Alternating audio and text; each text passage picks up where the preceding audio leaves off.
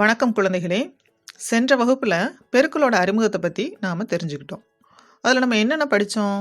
பெருக்கும் எண் என்ன, பெருக்கப்படும் எண்ணா என்ன, பெருக்கல் குறியீடு எப்படி இருக்கும், அப்புறம் எளிய பெருக்கலை நம்ம என்ன செஞ்சோம், விரல்கள் வழியாக விளையாட்டு முறையில் கற்றுக்கிட்டோம். சரியா? அதனுடைய தொடர்ச்சியாகத்தான் இந்த வீடியோ நமக்கு. புரியுதா உங்களுக்கு? ஓகே. அடுத்து இந்த வீடியோவை எந்த எண்களுக்கு பயன்படுத்தலாம் அப்படிங்கிறத மிகச்சரியாக முதல்ல தெரிஞ்சுக்கிறணும். நான் ஏற்கனவே முதல்ல உள்ள வீடியோவில் நான் சொல்லியிருக்கேன். 2, 3, 4, 5 இந்த 4 வாய்ப்பாடுகள் நாம் நன்கு மரணம் செய்து வைத்திருப்போம். இதில் எந்த குழப்பமே 2 வாய்ப்பாடு நல்லா தெரியும், 3 வாய்ப்பாடு தெரியும், 4 தெரியும், 5 தெரியும். எதில் நமக்கு கஷ்டமாக இருக்கும்? 6, 7, 8, 9 இந்த 4 வாய்ப்பாடுகள் தான் மாணவர்கள் என்ன செய்கிறாங்க, கொஞ்சம் கஷ்டப்படுறாங்க. சரியா? அவர்களுக்கு மிக தெளிவாக தப்பே வராமல் எண்களுக்கு 6ஆம் வாய்ப்பாடு 7, 8, 9 இந்த வாய்ப்பாடுகளை இந்த விரல்கள் வழியாக என்ன செய்ய முடியும்? சரியான தீர்வினை கண்டுபிடிக்க முடியும். புரியுதா? அப்போ இந்த வீடியோ எதுக்கு பயன்படுது? 6 பெருக்கல் 6, அதாவது 6ஆம் வாய்ப்பாடில் 6வது நம்பர்லேருந்து 6 பெருக்கல் 6 முதல் 9 பெருக்கல் 9 வரை மட்டுமே இந்த விரல்கள் வழியாக நம்ம என்ன செய்ய முடியும்? பெருக்களை நன்கு கற்றுக்கொள்ள முடியும். நீங்கள் கேட்கலாம், 6 பெருக்கல் 5க்கு பெருக்க ஆன்சர் கண்டுபிடிக்க முடியாதா டீச்சர்? நிச்சயமாக இம்முறை பயன்படாது. ஏன் பயன்படாது? நீங்கள் அந்த கணக்கில் யோசிச்சு பாருங்க. நான் சொன்ன நம்பரில் 6 பெருக்கல் 5ன்னு சொல்லியிருக்கேன். ஸோ 5ங்கிறது 5ஆம் வாய்ப்பாடு வந்துடுறதுல. ஸோ அப்போ 5ஆம் வாய்ப்பாடு முடிய இந்த முறை பயன்படாது. அப்போ 6 பெருக்கல் 6 முதல் 9 பெருக்கல் 9 வரை மட்டுமே இம்முறை பயன்படும். இதை மனசில் வச்சுக்கிட்டு இந்த கணக்குகளை செய்து என்ன செய்யுங்க, நீங்கள் பயன்பெறுங்க. இப்போ வீடியோக்குள்ளே போகலாம்.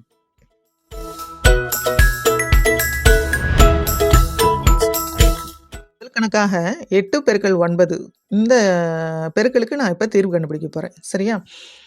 நம்ம எந்த ஒரு பெருக்கல் கணக்கு செய்கிறதுக்கு முன்னாடியும் என்ன தெரிஞ்சுக்கிறணும்? எந்த விரலுக்கு எந்த எண் அப்படிங்கிறத நாம் முதல்ல தெளிவுபடுத்தி வச்சுக்கிறணும். இப்போ முதல் வீடியோவில் சொல்லியிருக்கேன், இருந்தாலும் கூட மீண்டும் ஒரு முறை நினைவுபடுத்துகிறேன். முதல்ல விரல்களை எல்லாத்தையும் மடக்கி வச்சுக்கிறோங்க. கணக்கு தொடங்குறதுக்கு முன்னாடி விரல்களை மடக்கி வச்சுக்கிறணும். இப்போ சுண்டு விரலை மட்டும் நீட்டுங்க. சுண்டு விரலை நான் 1 அப்படின்னு வச்சுக்கிறேன். பக்கத்தில் உள்ள மோதிர விரலை 2ன்னு எடுத்துக்கிறேன். நடுவிரல் 3, ஆள்காட்டி விரல் 4, கட்டை விரல் 5. ஸோ 5 விரல்களை நான் என்ன செஞ்சுட்டேன், நீட்டிட்டேன். ஸோ 5 விரல் நீட்டினோடனே திருப்பி என்ன செஞ்சுக்கிறணும்? மடக்கி வச்சுக்கிறணும். மடக்கணுன்னு என்ன செய்யணும்? மறுபடியும் சுண்டு விரல் ஆனது 6, மோதிர விரல் 7, நடுவிரல் 8, ஆள்காட்டி விரல் 9, கட்டை விரல் 10. ஸோ ஒரு கையில் உள்ள இந்த 5 விரல்களையுமே நம்ம என்ன செய்ய போகிறோம்? 1 முதல் 10 வரை எடுத்துக்கொள்ள நாம் பழகிட்டோம் ஏற்கனவே. சரியா? சரி, இப்போ நான் என்ன செய்ய போகிறேன்?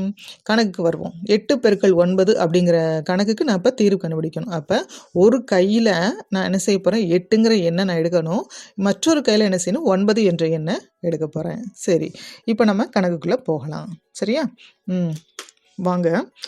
அப்படியே என்ன கணக்கு ஆரம்பிக்கணும். என்ன செய்யணும்? முதல்ல விரல்களை நல்லா நம்ம என்ன செய்யணும்? மடக்கி வைத்து கொள்ள வேண்டும். மடக்கிட்டோமா? இப்போ சுண்டு விரலேருந்து ஆரம்பிப்போமா?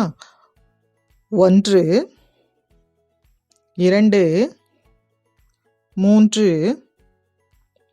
4, 5. 5 வந்தவொடனே என்ன செய்யணும்? மறுபடியும் விரல்களை அப்படியே மடக்கிக்கிறங்க. மடக்கியாச்சு. சுண்டு விரல் ஆரம்பிக்க 6, 7, 8. ஸோ நான் இப்போ ஒரு கையில் உள்ள விரல்களில் என்ன செஞ்சுட்டேன்? 8 என்ற எண்ணை எடுத்துட்டேன். புரியுதா? இப்போ நான் என்ன செய்ய போகிறேன்? மற்றொரு கையில் 9 என்ற எண்ணை நான் எடுக்க போகிறேன். அதே போல் சுண்டு விரலேருந்து ஆரம்பிங்க. 1, 2, 3, 4, 5. 5 வந்தோன்னு என்ன செய்யணும்? விரல்களை திருப்பி மடக்கிக்கிறங்க. மறுபடியும் சுண்டு விரலேருந்து ஆரம்பிங்க.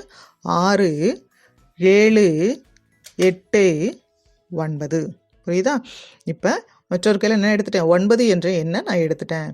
சரியா? நம்ம ஏற்கனவே நல்லா படிச்சிருக்கோம். அந்த நிற்கிற ஃபுல்லாக கொஞ்சம் பெரிய ஆளுன்னு சொல்லியிருக்கோம். நிற்கிற விரல்கள் ஃபுல்லாக என்னென்னா 10கள் அப்படின்னு நான் எடுத்துக்கிடுவேன். ஒரு கையில் எத்தனை விரல் நிற்கிது? 3 விரல்கள் நிற்கிது. அப்படின்னா எத்தனை 10கள்? 3 10கள். அப்போ அதனுடைய அர்த்தம் என்ன? 30 அப்படின்னு அர்த்தம். மற்றொரு கையில் எத்தனை விரல்கள் நிற்கிது?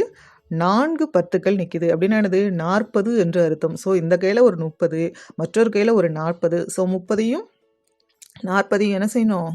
கூட்டிக்கிறணும். கூட்டினா என்ன வரும்? 70 அப்படின்னு கிடைக்கும். சரியா?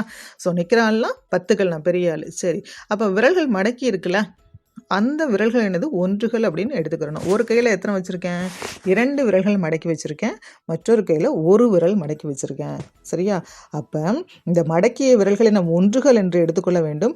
அந்த 1களை நம்ம என்ன செய்யணும்? பெருக்கணும். சரியா? அப்போ 2 பெருக்கல் 1 2 2. புரியுதா? ஏற்கனவே என்ன நிற்கிது? 70 நிற்கிது. இப்போ நான் பெருக்கினது 2. ஸோ 70 2ஐயும் கூட்டுங்க. என்ன ஆன்சர் வருது எனக்கு? 72. அப்போ 8 பெருக்கல் 9 என்பதற்கு சரியான ஆன்சர் என்ன? 72.